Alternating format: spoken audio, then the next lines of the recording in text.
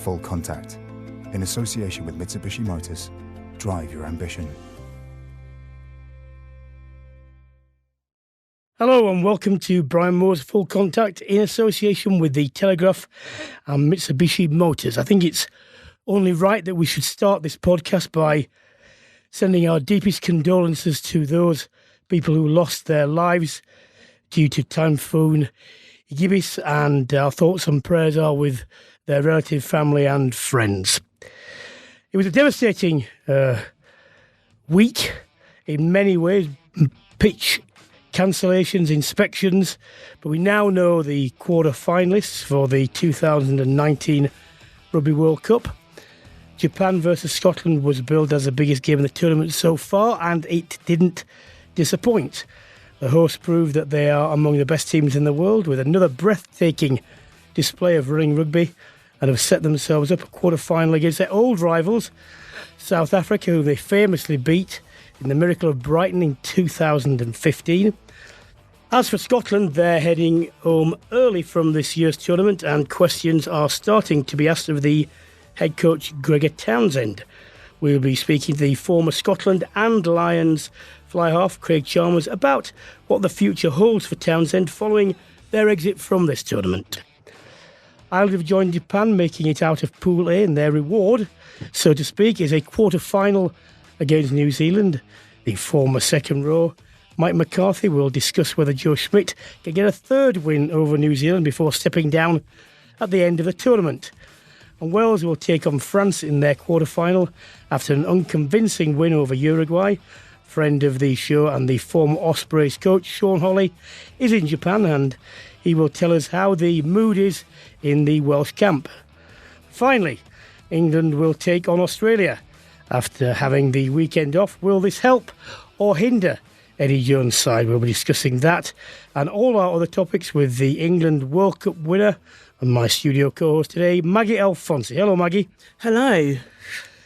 Well, unexpectedly crazy week for World Rugby, and can I just make it plain from the outset, the criticisms that I have and still maintain of World Rugby do not seek to minimise the severity of the situation and the atypical nature of the typhoon and its effects. I do still believe, however, things could have been dealt with in a better way, and maybe there are lessons to be learnt for that. I mean, luckily we weren't deprived of the Japan versus Scotland game on Sunday.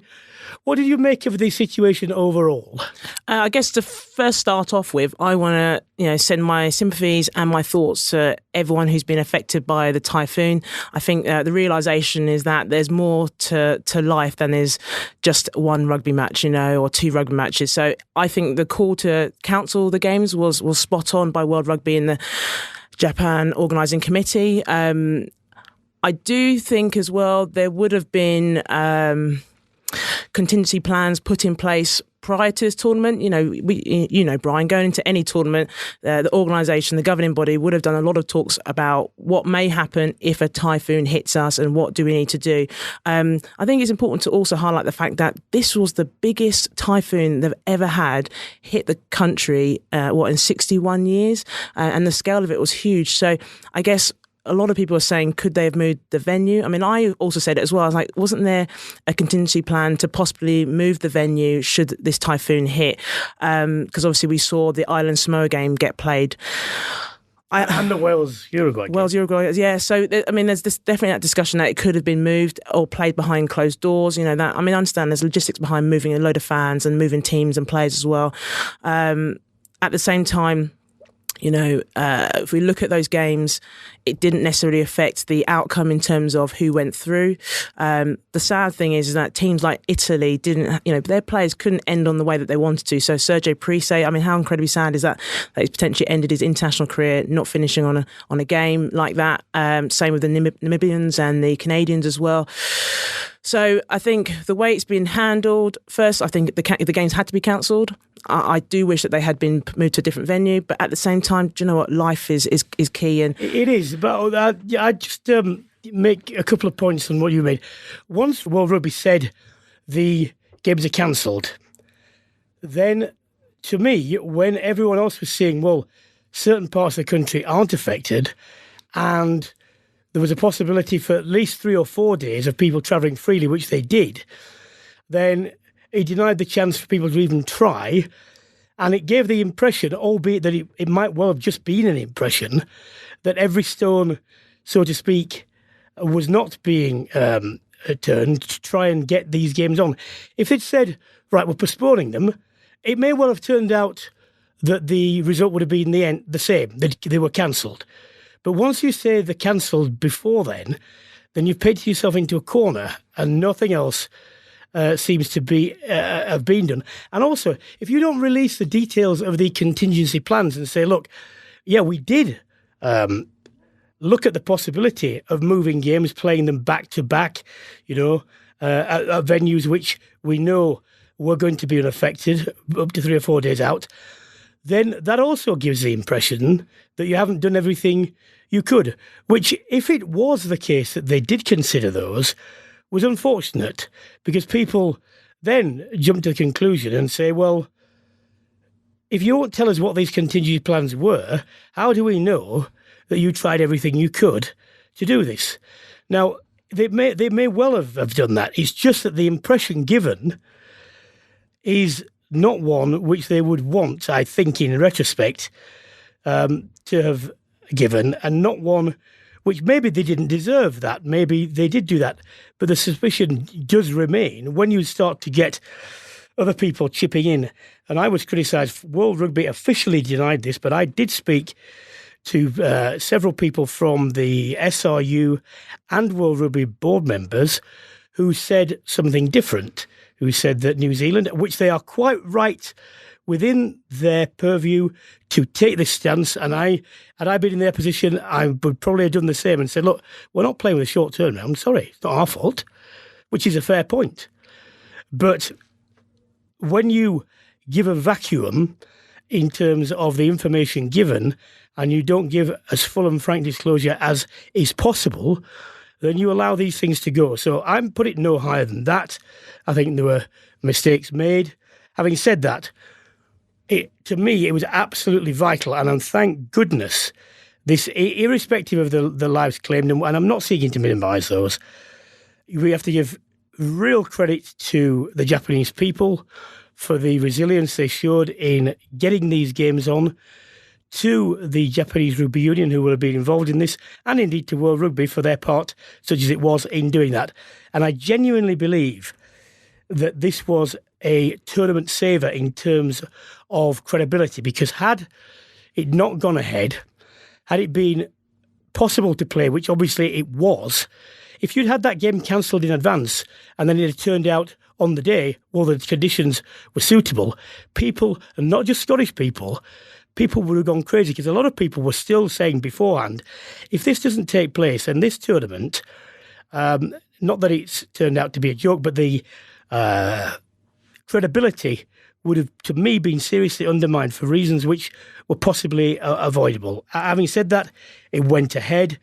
It was a tremendous game, and Japan showed yet again that they, bar New Zealand probably, have been the best team in this tournament. So, Brian, I'm going to chip in there and say, first, you're dead right. I think there needs to be transparency from World Rugby. I think if that had been clear from the start to the spectators, I imagine there must have been with the unions, but with the spectators and fans, I think that would have probably stopped a lot of negativity against World Rugby and the Japan organising committee.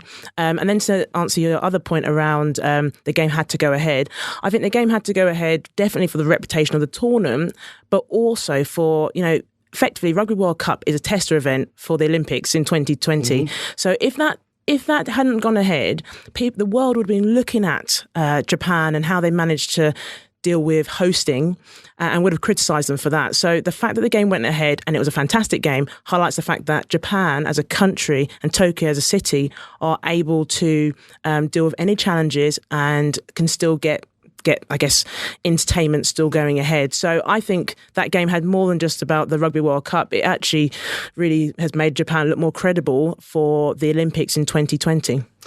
Well, I've visited Japan several times. I think it's a tremendous country. I love the people. You've got to remember that in past natural disasters, they've coped with them admirably well. I had no doubt that they would do whatever they could. And I was told, frankly, by the three people I spoke to, that the Japanese did not want to go through in this manner. It was very important for them, they felt, for their credibility as a team, as a country, that they were allowed to play and go through on merit. And when they finished top of the group, and deservedly so, because the great thing from their point of view, and looking as a neutral from outside, is that you cannot say in either of the games where they beat the tier one countries in their group that there was elements of luck in that. They deserved to go through without any doubt. And Jamie Joseph has said it as well, give my team respect. And I'm so glad that game was played. And I'm so glad that, Japan performed well, and Scotland as well. Look, Scotland had an incredibly good second half. They came back from 28-7 down. So it was a good game overall, but I'm just so pleased that Japan won it the way they did. And now I think everyone, we're constantly questioning World Rugby around how they do their tier one and tier two. Japan have highlighted the fact that they are potentially now a tier one nation and can compete. Well, we will see where that goes, because I've been going on as long as I can remember about teams like Japan having the automatic right. However you structure it, whether it's playoffs between the country that comes last in Rugby Championship, all the Six Nations, whether it's every 2 years you have promotion and relegation, whether it's every 3 years, I don't care how you actually get it to come about. There has to be an automatic right for teams who play this well to get into the two showcase events in World Rugby in international terms. It has to be.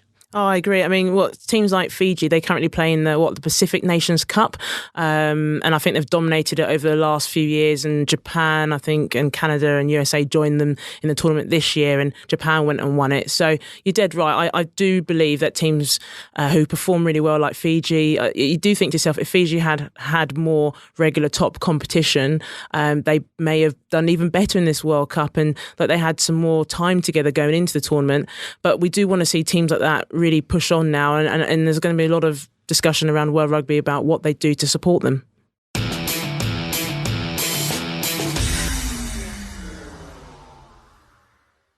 Well, naturally, the Scottish fans, the players, indeed the coach, Gregor Townsend, were very disappointed in the manner of the exit. Not that they can complain about the fairness, and I don't think to their credit that they have been doing. Why don't we speak to a regular contributor to this podcast, the former Scotland and British Lions fly half, Craig Chalmers, who's here. Hello, Craig. How you doing, mate? You all right? Very disappointing for you, I understand. But, when in two vital games, you find yourself almost 20 points down, you're almost bound to come unstuck. Now, I wonder where you think it went particularly wrong, and why in particular they had such poor starts in the two biggest games in their pool. Yeah, I mean, look, if you look at the first game, I think against Ireland, went into that. I think our tactics were totally wrong in that game. We were trying to play too much rugby in the wrong areas, in terrible conditions. I thought it was a poor game plan and badly executed as well. And I thought Ireland played a simple game plan and direct, simple, aggressive game plan, kicked well. We didn't in that first game, and we just looked knackered in that first game. We looked like we lacked energy in that first game. Just totally unlike Scottish performance. Next two games against Samoa and Russia were good, clean sheets. And then I thought we'd do it against Japan, but I thought first 5 minutes, brilliant. And then after that, Japan, we never saw the ball for 35 minutes. Yep. I thought Japan were absolutely outstanding in that 35 minutes. It's the best 35 minutes of rugby I've seen for a long time. Easy in retrospect, easy to sit on the touchline. What, if anything, do you think they could have done to alter that in, as you say, the first half of the 35 minutes of it, at least, where they were just not able to get into the game? Is there anything they could have done, in your opinion?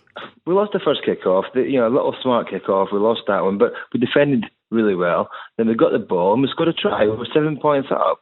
It was, going to plan, to be fair. And then after that, we made one or two silly errors, silly mistakes. knocking balls on, silly little kicks.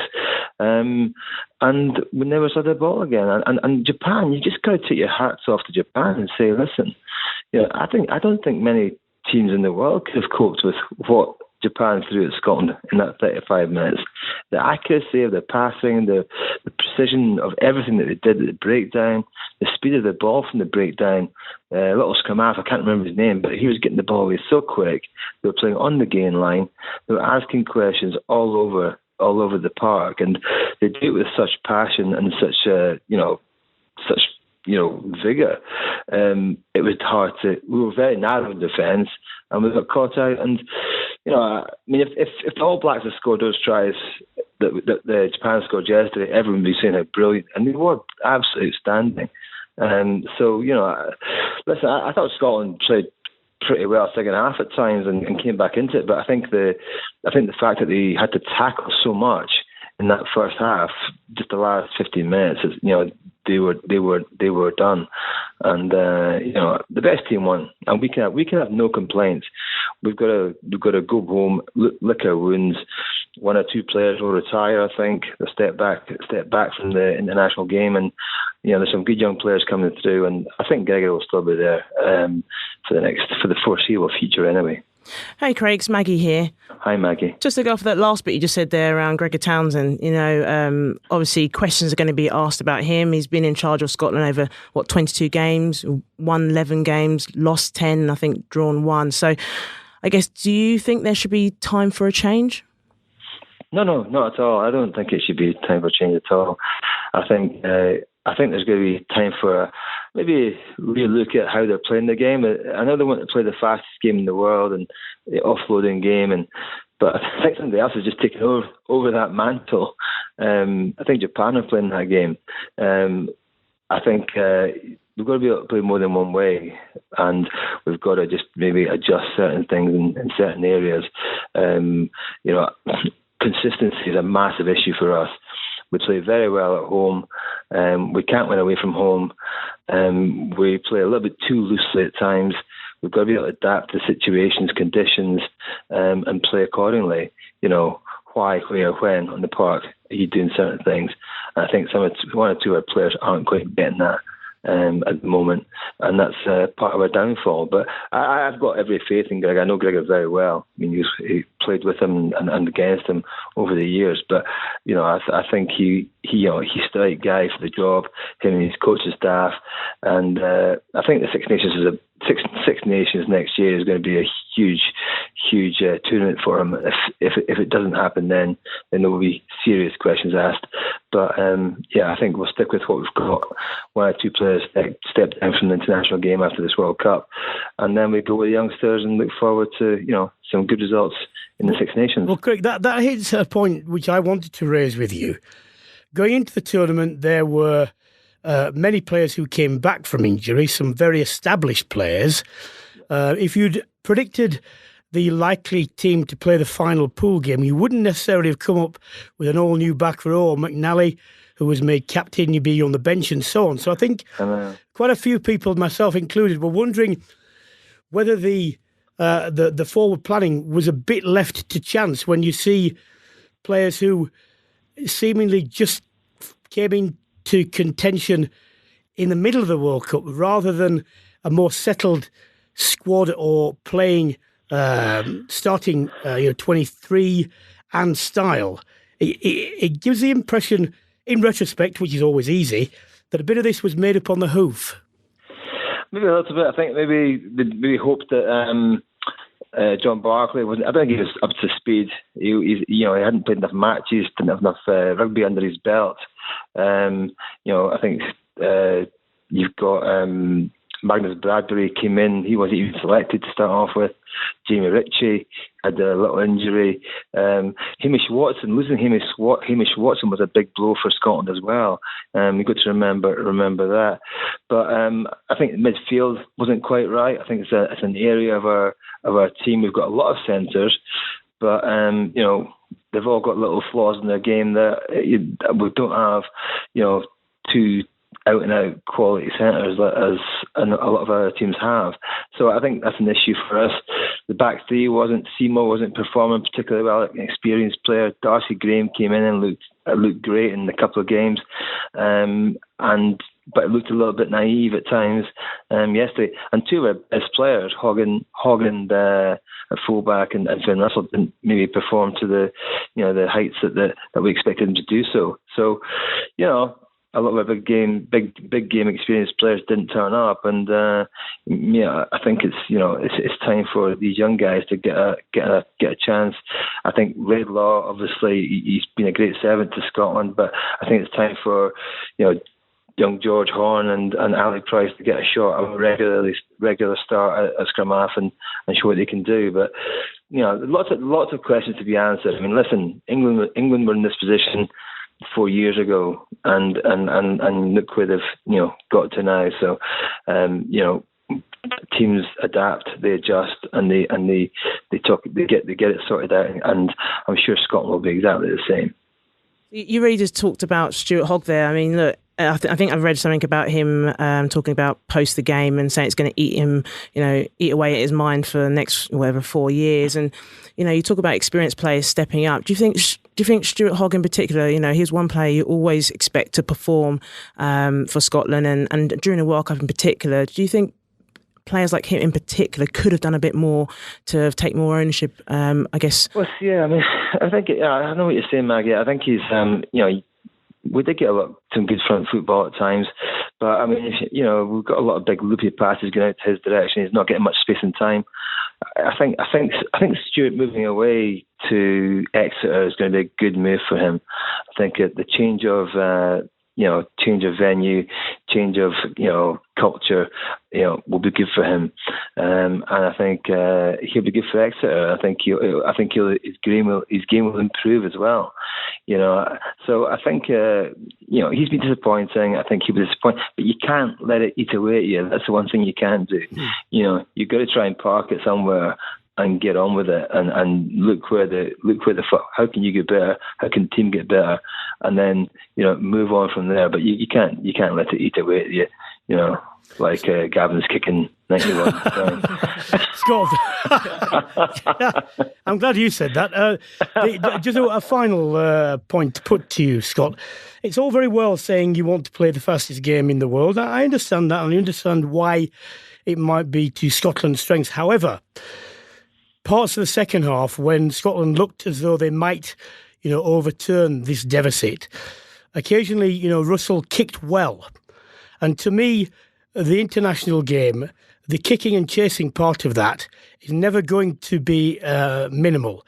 It's, one of the stats that Eddie Jones has brought up, that he is responsible for the amount of kicking that they do on the front foot alone, is that teams who kick most actually win most. So to me, Gregor's also got to sort out where and when Scotland's kicking game fits into this overall plan, that he has to play in a certain style. What do you think of that? No, I totally agree with you. I mean, as a fly half and my scrum half that I've played with in the years gone by, it's much easier kicking off front foot ball. That's the kind of ball you want to kick off. You want to kick in the front foot and get a good chase, and it is why you're kicking, when you're kicking, and where to, and the execution is important. We have too many bad kicks. We have too many poor kicks and too many kicks at the wrong time. We sometimes overdo the diagonal kick. Sometimes it comes off, and Finn's great at it, but sometimes it doesn't come off, and it's just getting it consistently, working and getting it and doing it at the right times. So they're all different parts. The game, our game will be ripped apart by the coaches after the World Cup, the debrief, I'm sure, and I just think they'll hopefully look at it. They will look at detail by detail, but we've got to be a bit more pragmatic at times in the way we're playing. We can't just be chucking everything, big missed passes out. Missed passes are my bugbear as a coach and as a player.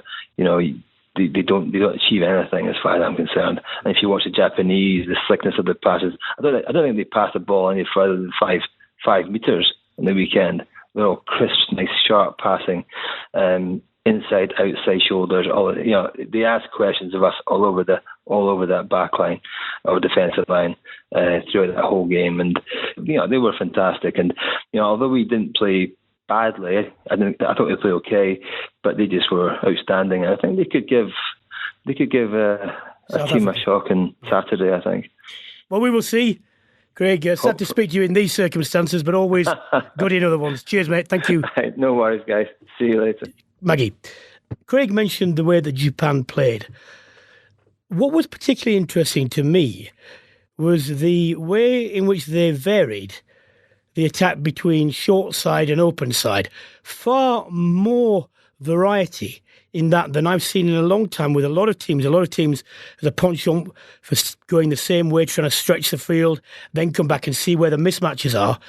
Because they constantly came, it meant, as a blindside ostensible defender, normally when the ball goes open, you think, oh, not I can have a rest, but actually it's not coming my way, so I can get back in position with, a bit of time.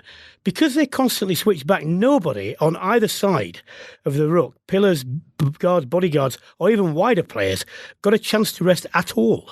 I thought the way Japan played was, like you just highlighted there, they varied the attack. They kept almost Scotland honest in terms of the way they defended, because I think the first 10, 15 minutes, Scotland were coming out of the line, they're coming off the line, and they're pushing really, really hard, mainly on the open side. And you're right, as a result of that, there were opportunities on the blind side. I think Japan's first try came because Scotland pushed so hard that they kept almost the outside channel, the 5 metre channel, really, they didn't defend it very well. So as a result of that, there was an opportunity just to do a couple of missed passes, and then Japan got over. You've got to give great credit to the Japanese halfbacks for actually marshalling this and playing it consistently, bringing the outside runners at the varied angles at the right times. You can't.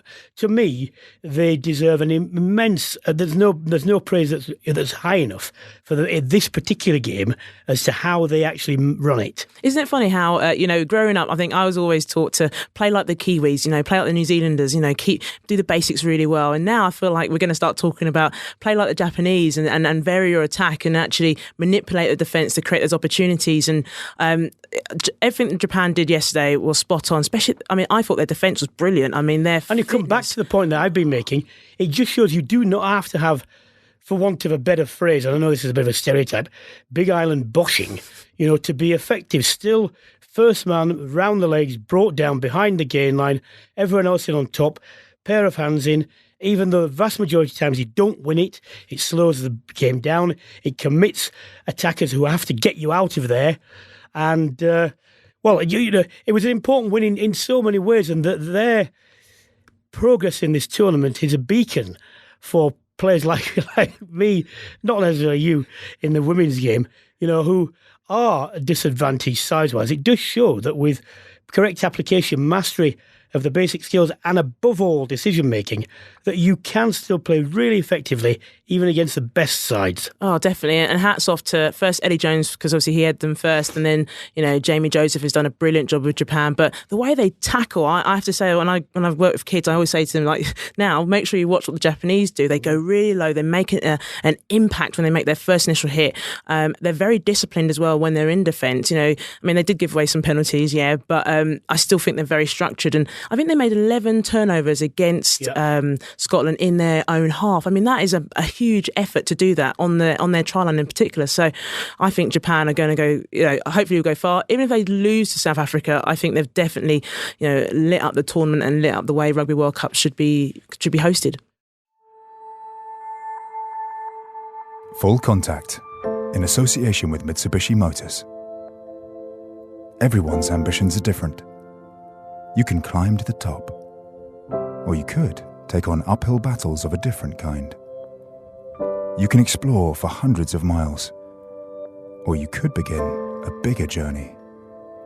You can make time fly, or you could make it stand still. The Mitsubishi SUV range. Drive your ambition.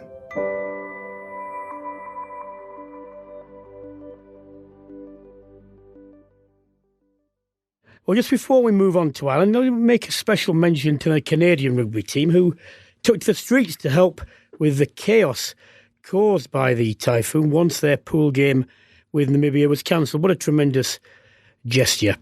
Ireland. They got what they needed against Samoa. It was a bonus point win. Didn't finish top of the table, and therefore are not facing South Africa. They're facing New Zealand. What does our next guest, the former Ireland and Leinster second row, Mike McCarthy, make about that? Hello, Mike. Hi guys, how you doing? Okay, mate. It was always going to be, look, it's going to be one or the other, never going to be easy. Having said that, in recent history, Ireland haven't done too badly against All Blacks. So how do you think they will be feeling going into the quarter-final? Yeah, I think they're picking up a bit of confidence. Obviously, the setback of losing to Japan, but the performance the other day against Samoa, where they played for, I think, 50 minutes with 14 men. That was to score so many points, so many tries was really good. And I think Bundy Aki, obviously losing him, he's massive guy to have for the quarter-final. So my understanding is that hearing's taking place now. They've flown a specialist lawyer in from Ireland. I was even reading there that they've brought in some custard creams and bourbon biscuits to try and sway the panel. But yeah, that guy is so important to the team in terms of the physicality and experience he brings. It was great to see Robbie Henshaw back against Samoa. And, Robbie there's not many players Joe would take to the World Cup where he's kind of, have as a passenger in the sense they're not able to play for 3 or 4 games, but that just shows the importance of Robbie Henshaw, and he's been so important in the games where they have beaten the All Blacks. And over the years, they've beaten the All Blacks for the first time in their history. 2013, I played in that game and came very close. Ireland were winning on 80 minutes, and then the All Blacks showed their class, keeping the ball for 4.5 minutes to score in the corner. But then the learnings were taken forward from that. They beat New Zealand in Chicago in 2016, and then also beat them in 2018. So in that sense, the monkey's off their backs. They'll definitely be going into the game with some confidence from that, but they'll understand they need to be at their 100% best, the level they're at in 2018. They'll have to have a bit of luck on the day. But I think one area Ireland can really expose New Zealand is, and in those 2 games, 2016, 2018, I feel one area Ireland really did get on top was the set piece, the scrum and the driving line out. And I think if they can get on top of them in those areas, sow that seed of doubt in the first few minutes. I think in 2016 there was a maul try in the first 10 minutes, and they bring that same physicality they've brought in the past. Which, as we saw in the warm-up games, was Ireland haven't been at their best. But, Joe's spoken about periodisation in the pre-season and trying to peak for the quarter-final. And, Joe, we all know the attention to detail Joe puts into his game plans and planning. And hopefully from an Irish perspective, we're going to see them peaking just at the right time. But no doubt it's going to be a huge game. Mike, Johnny Sexton has commented. He said he can't understand some of the negativity surrounding Ireland's World Cup campaign. Well, I mean, I can tell him the reason is, the first game and so on, and the suspicion that Ireland, irrespective of the way they've played in the more recent games, haven't quite been at their imperious best. Do you think, you talked about periodisation, are you quite happy that the negatives around the warm-up games and the loss to Japan are now banished, and that it is simply a question of focus forward? Oh, I definitely think so. I mean, as much as it would have hurt taking a hammering at Twickenham to England, I think England had played 2 tough warm-up games against Wales before that. They were a bit more battle-hardened. That was Ireland's second game, but it was their first game where they'd, picked their first team. So, the wheels completely fell off that day. But Ireland definitely haven't been at their best. We talk about that form from 2018. They've been off that, and I think it's a case of other teams have kind of worked Ireland out. How do you stop Ireland's game plan? You have to really muddy the puddle in terms of slowing their breakdown. When Ireland are good, they play off extremely quick ball at the breakdown, fast ball.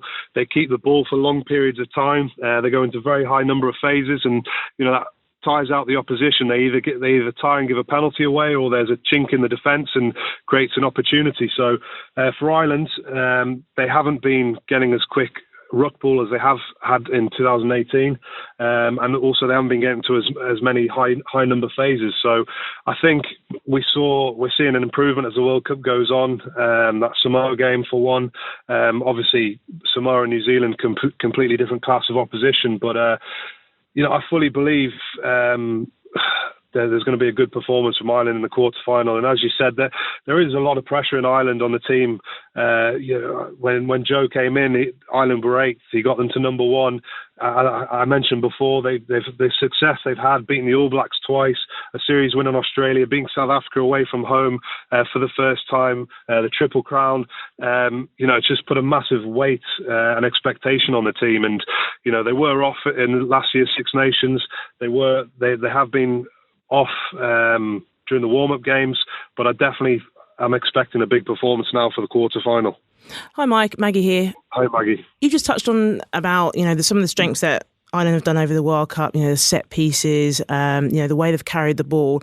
I guess New Zealand, you've really highlighted, they're a different beast, I guess the question is, how will Ireland cope against New Zealand's defence? Because they have been, again, physically aggressive in the way they play, but also they varied their attack as well.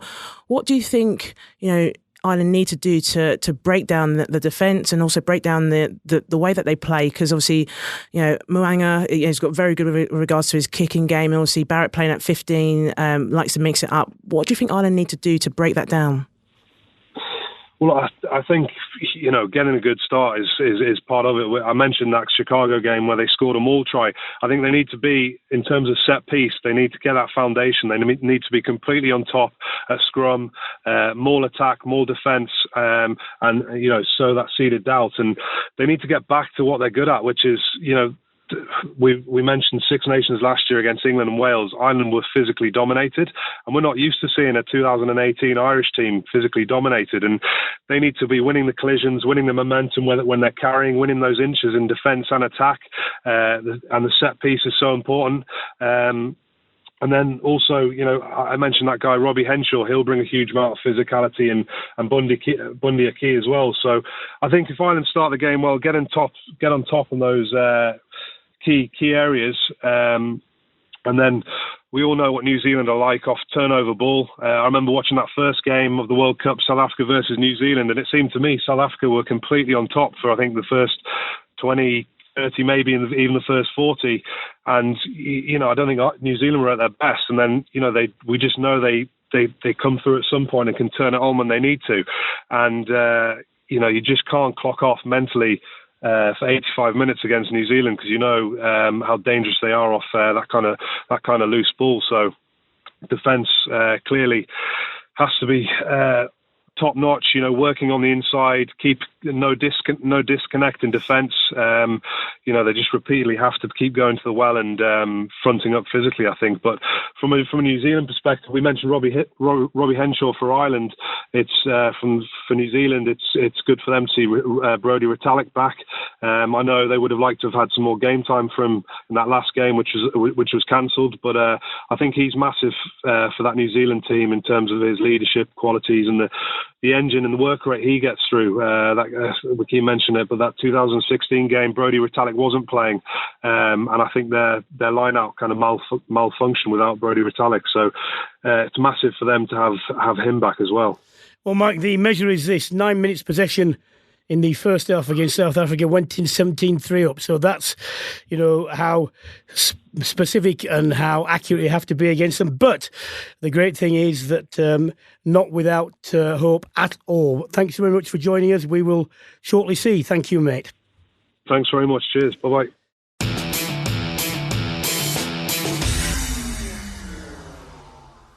Maggie, this was predicted to be, and it's turned out to be, bar Japan, who I don't think anybody expected to be as successful as they've been.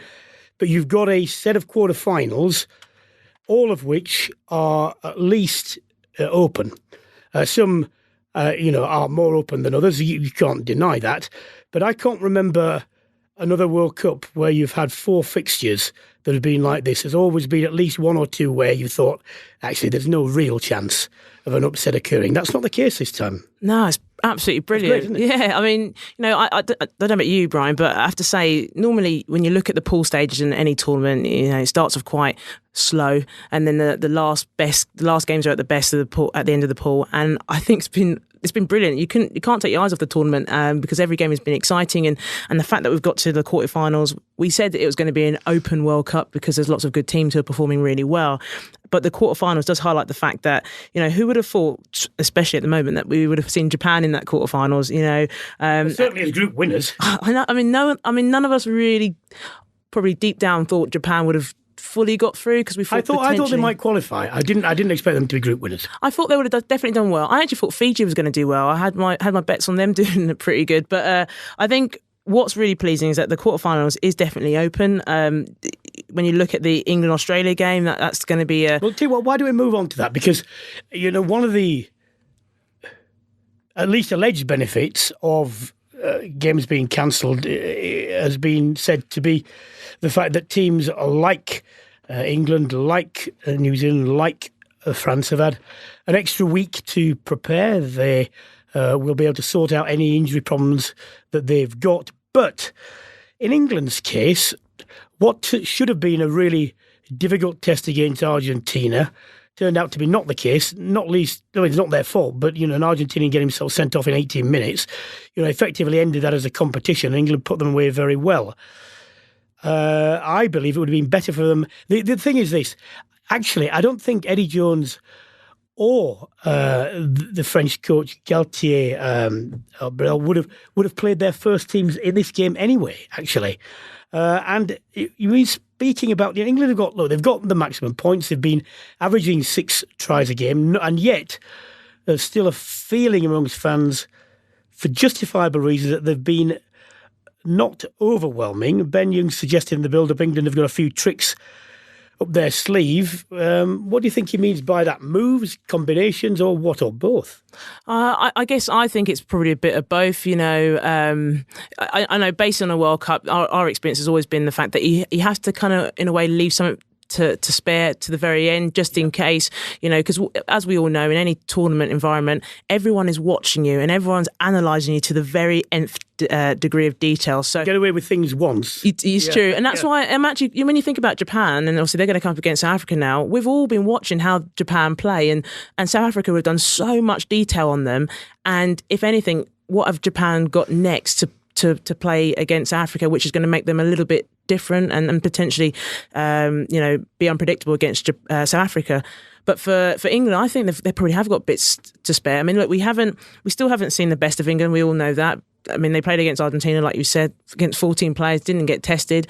I think everyone thinks they've had their feet up and they've just been resting, waiting to wait into the quarterfinals. Oh, no. And Brian, you fully know what it's like in that environment. I know that they would have been pushed incredibly hard. They would have probably had to try and replicate a test match level of training just to make sure that they're keeping the intensities up, because you do not want, as a coach, to let that level of momentum dip during that period. So. And also for England, it's been perfect. If anything, Billy Villapolo gets to look after that ankle. Same with Joe Marler. I know he limped off as well. So for England, it's probably timed out quite well. And as Mike highlighted on the call just a second ago, it's about peaking at the right time. So for England, they're going to use the opportunity to hopefully make sure they've got all 31 players fit for that game. Well, I'm sure they will. I mean, Australia have lost their last 6 games against England. I'm running a book on which of Eddie Jones or Michael Cheika spontaneously combusts first on camera, because they're both quite volatile characters. Going into this game, do you, in your experience, do you think that sort of stat has any real import when it comes to a quarterfinal, or? I think it places a seed of doubt in your back of your mind, but I genuinely believe when you come into knockout stages, all of history in terms of past performances gets put behind you. You know, if we come back again to the Japan game versus Scotland, Japan did a lot of firsts. You know, Japan had never beaten Scotland before, and Japan had never made it to quarterfinals, and they could have probably put the doubt in their mind and put it to the forefront, but actually they put it to the back. And I think for Australia, I don't think they've had the best of run-ups to this game, and I genuinely believe what you would do as a player is just put it behind you. But for me, when I look at the Australian team, I think the issues that they've got at the moment is, you know, who's their number 10, because they've changed it up over the last few games. I think Foley played against Wales. Tamua played that last game against Georgia, and then Leofano has played 2 games. So, what's the right halfback combination? And will he go with Nick White to start, or will he go with Will Genia? I don't think they have any consistency. Because just to me, I don't think it has a deleterious effect on Australia, because they will just come out and say this is the spur we need. But I do think it possibly has this effect. If England get into a tight game, and a lot of them have played in the last 6 and they know they've won, then they may not be in the panicky mode that the scoreboard might suggest they might be. They will have faith in thinking, look, we know we can beat this team. We've beaten them 6 times in a row. As long as we carry on with faith in what we're doing, then things will come good. And that's a good position to be in.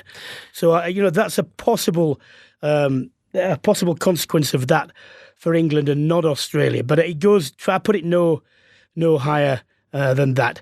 Just finally, regarding selection, I thought that the Ford Farrell 10, 12, whatever, had been sorted before this game. However, the last several games, if not 7 games, Ford has started, Farrell's been at 12. Now, that might have been because Henry Slade or Jonathan Joseph weren't fit or trusted to be outside Tuilagi with Farrell at 10. I can't call what he's going to do on that. Nor can I. I mean, I have to say, I think Ford's played really well. He played well in the warm-up games, and he's had a good World Cup so far, and he's also shown to be a good leader. I think that's kind of the big thing for me that's really stepped up. And against Argentina, he went with Ford, he went with Farrell, and he went with Tuilagi at 13. And again, I know they didn't get tested very well, but I think I would expect Eddie to probably stick with that. Slade, we're not quite sure how his body's still coping in terms of his knee. And Jonathan Joseph, I think, is a brilliant player. But I think for what they're going to come up against Australia, I actually think a Tuilagi and a Farrell combination in centres works well. If you think about the way Karevi plays, he likes to carry hard. He's probably one of the highest carriers in terms of the backs. So I reckon they need to strengthen that 10-12 channel, 12-13 channel, because Ford isn't necessarily your top tackler. So if I was in Australia, I'd be running down his channel all day long. So I do think that centre combination of Farrell and Tuilagi works. Time to speak about the Welsh. They've got into the quarterfinals, 100% record. Not been entirely convincing in every facet of their game, but they're still on track. Let's speak to a regular contributor and a man who always speaks sense, the former Ospreys coaches in Japan, Sean Hawley. Hello, Sean. Hi, Brian. How are you? Hi, Maggie. We're not too bad over here. Warren Gatland said just 240 minutes lying between Wales and life-changing glory, which indeed it is. If you had to pick out a few things which Wales need to do better to make that glory more certain, what would they be? Well, I think we've seen a typical Warren Gatland Wales team from the last 2 seasons, but not, as you say, overly exciting, not really, setting the world alight, but being quite pragmatic and getting the job done. They're a tough bunch, and they come through. We've had some injuries, which has sort of quelled some of the enthusiasm, but they've got through them. And I'd like to see us perhaps shore up our usually robust Sean Edwards defence a little bit. I think it's going to be tested in the knockout stages now, and maybe just show a little bit more rapier sharpness in attack. I'd like to see George North step up to the plate a little bit more. He's been quiet for me. Josh Adams has showed the way, but with Liam Williams making lots of yards and and it's having quite a lot of possession. Having George in the game, I think, against France is going to be really important to score some tries. So we're nearly there. We're quietly going about our business. We're quite battle-hardened, but we need a little bit more now in the knockouts. Of all the quarterfinalists you could have, bearing in mind, is it 6 out of 7 or 7 out of 8 you've won against France in the past run of fixtures? I mean, it's certainly a big winning streak against them. Could you get a better opponent? Well, I think anybody other than Japan. People are talking that way out here, bro. I think, it does on paper look like a more comfortable game for us. We've obviously avoided the big boys. We never will know whether we would have played England with the game being called off. But I think we have a good record against France. But in the back of our minds, of course, will be the first half of the Six Nations out in Paris, where Wales were heavily behind and had to come back. But I think that'll stand us in good stead. A lot of the talk out here from fans is whether or not our 4 games and quite a tough injury list is going to take its toll, and France having a bit of time off is going to bring that freshness. You will know, mate, as well as me, that to go into these games a little bit more battle-hardened, with games and all the squad having played, Warren will probably be a little bit more confident. And now that all the players are able to train this week and the injuries are back, then it should be, a good game for Wales. But France are ever dangerous, as you will know. And if they could pull a game out, then it could be in the quarterfinal of a World Cup. All I can say is this, Sean. I spoke to Philippe Saint-André, very experienced French player, captain and former coach. And this was before they were due to face England. But I don't think it can be particularly different with Wales. He was so pessimistic. He basically said, we just hope that France put a decent performance in. And that was the paucity of his ambition for this. And when I look at France, irrespective of the bits and pieces which they have done well, it seems to me they don't know what the hell they're doing on the field most of the time. They do 2 or 3 things in succession which you think are good. Then one of the brilliant players, Para, or, will pull something exceptional out. But as an overall 80-minute team, there seems to be no real fixed bearings for them. I totally agree with you. I fail to see any sort of common shape in what France are trying to achieve. They have moments of brilliance. They've got players who can do so much damage, like Tenot and Uge. They can score tries from anywhere if they get on the front foot and on a roll. But they're masters of sort of snatching defeat out of the jaws of victory, aren't they? They nearly did it against Argentina. Cami Lopez had to get them out of jail with a drop goal, and I got to refer back to that Six Nations game against Wales. So Wales will be mindful of that. They'll be well prepared. And one thing about this Welsh team, Brian, is they're very, very fit, very determined. They won't go away. And whether France can go the full 80 minutes with Warren's guys, then it remains to be seen. So France will need a good start and need to keep the ball rolling if they're to do anything against Wales. Hi, Sean. Look, I think... do you think Wales be thinking one game ahead? So obviously going the route that they have gone, they're going to play France. Let's just say there's a good chance they're going to beat France. Do you think they are or would be much more happier playing against, going to play South Africa, let's say, over New Zealand? Yeah, I don't think Maggie Warren will be looking any further in this game on Sunday. He's a master of man management. He's a master of managing the press.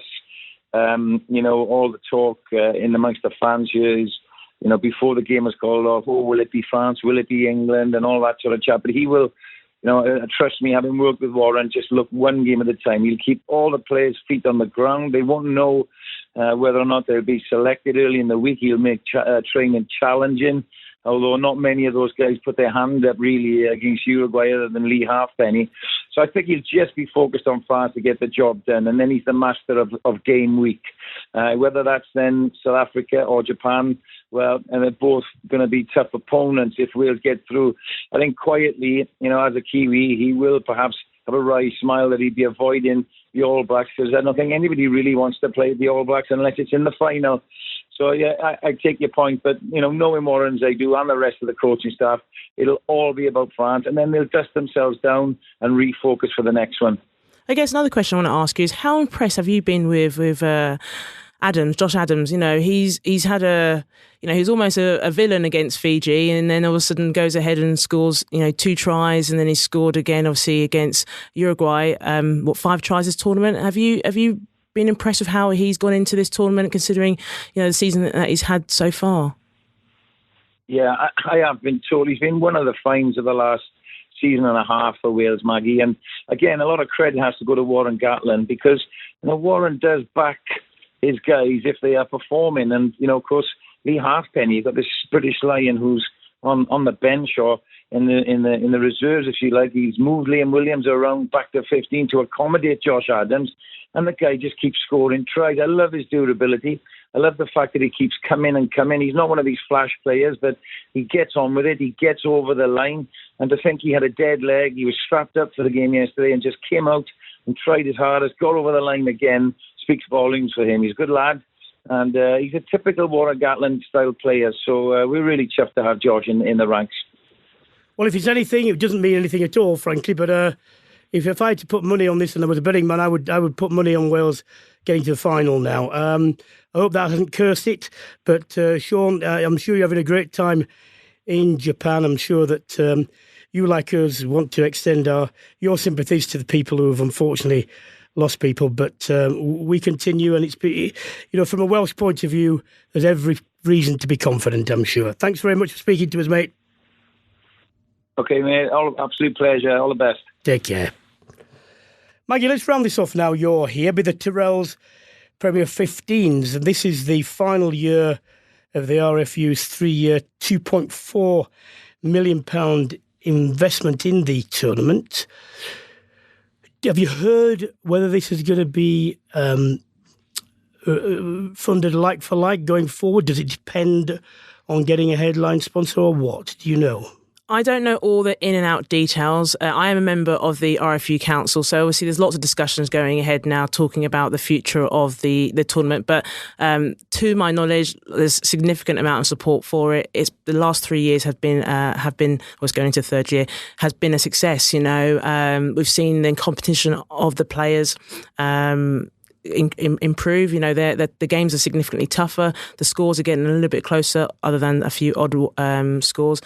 But generally, on the whole, we are seeing an improved talent, and that's what we wanted to do, to get a bigger foundation of talent, of pool of players to represent England. And I think definitely, the sponsors are more attracted to what the tournament is now. Well, he just happens to have sat next to me at school from the age of 11, Tim Crow, who's if not a world sponsorship expert, certainly one of the most knowledgeable in this country. And he has assured me that the money available for sponsorship in women's sport far outweighs men's sport at the moment. People with big budgets are looking to do that. So I shouldn't have thought it's beyond the wit of the RFU's commercial team to get either a renewal or a replacement sponsor. And let's pay tribute to Tyrrell's for being the first and doing that and heading. You said that before this season, probably Sarries and Quins would finish first and second respectively, or in the other order. They're both top of the table at the moment with 100% starts. Anyone likely to push them?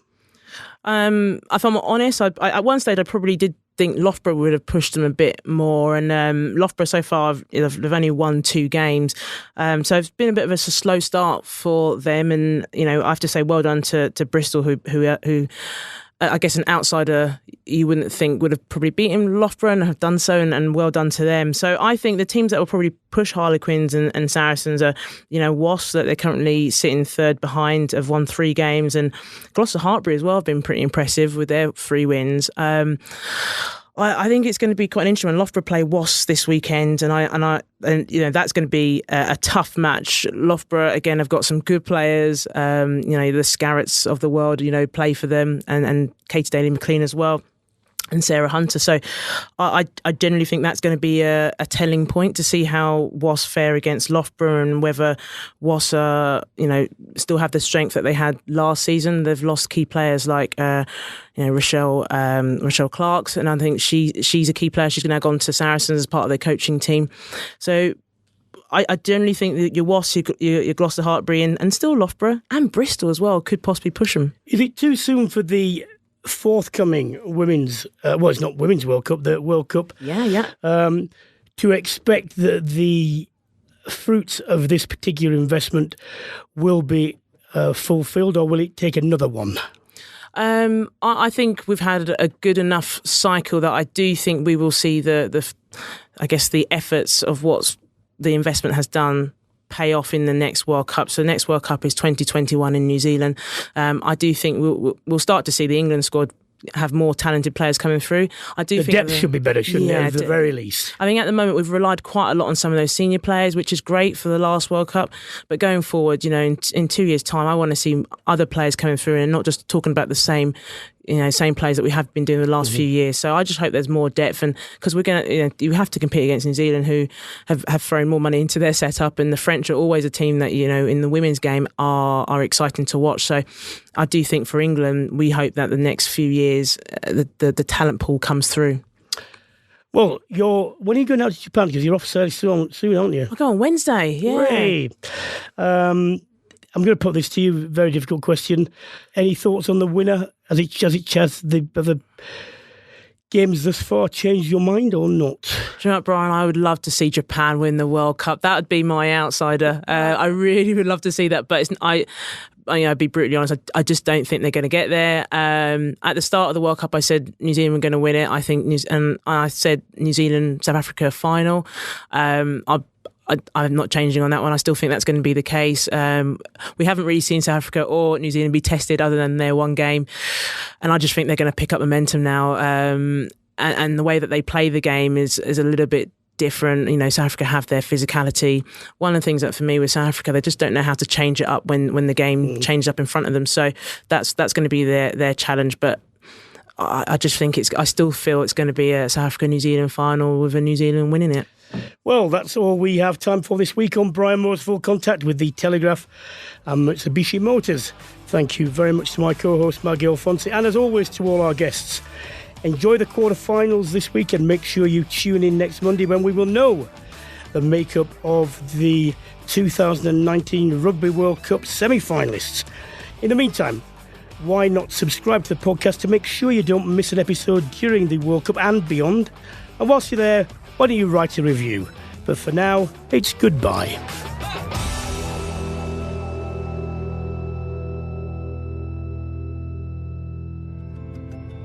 Full Contact, in association with Mitsubishi Motors. Drive your ambition.